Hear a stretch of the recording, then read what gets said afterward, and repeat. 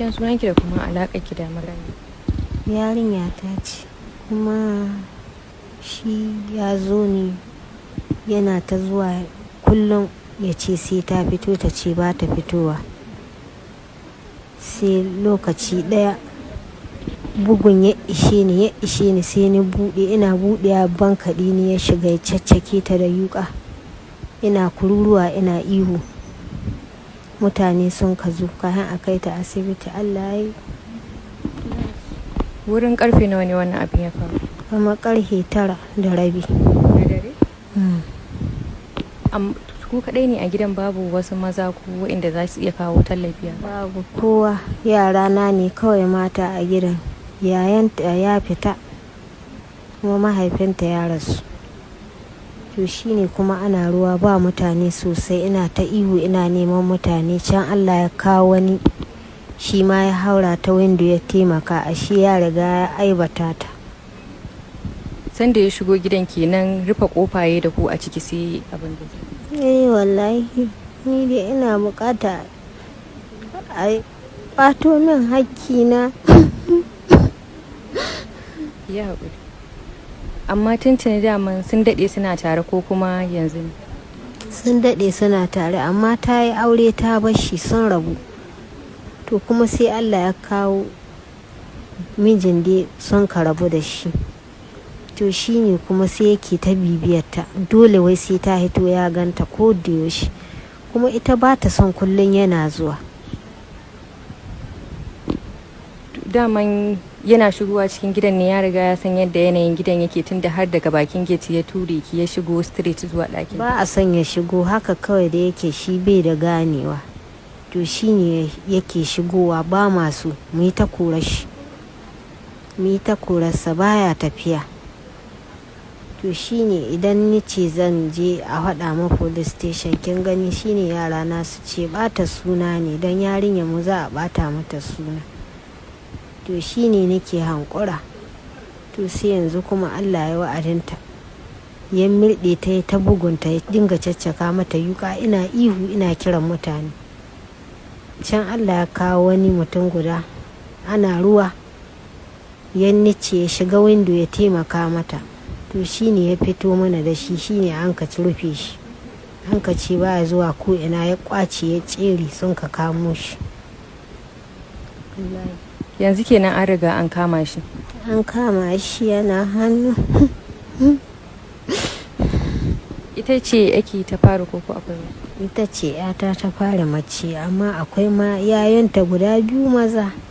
Amma kuna tunanin akwai wani abin da ya sa ya zo ne ya kashe ta koko da ya haka nan? Saboda ya nura ba ta so ne, ba za ta aure shi ba. To shi ne in ya kira ta ta waya ba ta ɗagawa. To shi ne ya taho wurinta yana ta buga ƙofa ta ƙi buɗewa. Ya kai awa guda yana buga ƙofa. Can kuma sai ta ce mama ki tashi ki kare min inci na, ki ce ya tafi ya bar miki gidanki. Sai na je ina buɗe ƙofa sai ya banke ne ya shigo ya dinga cakarta da yuƙa cikin ɗakinta. Daman ya riga san inda ɗakinta yake? Ya san inda ɗakinta yake, don da dai haka ɗaya ka shigo muna kawai, ba excuse. Amma ba ku taɓa kai ƙara tun da ba kwa son abin ba? Ba mu taɓa kai ƙarar shi ba, sai dai yayanta ya kora shi ya fitar da shi. To shi ne daga baya an ka ce za a fara kai shi wajen 'yan sanda. To ko kun san inda suka haɗu tun farko? Tun farko a Shoprite sun ka haɗu da shi.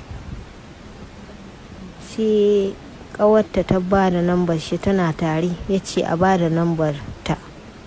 Ta je sayan turare, shi kenan fa sai ya dinga waya da ita. Yana zuwa gida, yana tsare bakin kofa, ya ƙi rabuwa da ita har ta yi aure. Amma bayan da ta yi aure kenan ya kyale ta sai da ta fito ne sannan ya ci gaba da bibiyanta? Bayan da ta yi aure sun rabu.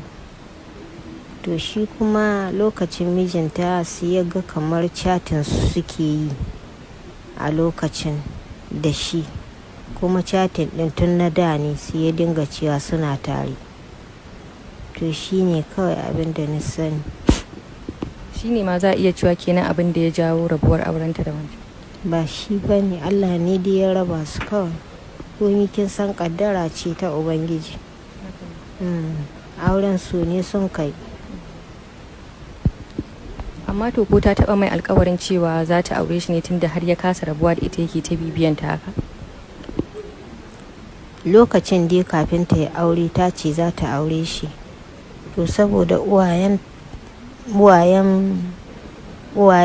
ubanta sun san yanayin abun, sun san duk ba za su iya cutar da ita ba, sun gane cewa akwai matsala, kuma na yadda da haka. Dan da dai dangin ubanta ne, ba a canza su. Abinda sun kace shine idan alheri ne gare ta za su yadda, sun hango akwai matsala ne, shine suka ce ba za su ba da yarinyar su ba. An ka hankura sai ta zo ta auri wannan, shine kawai.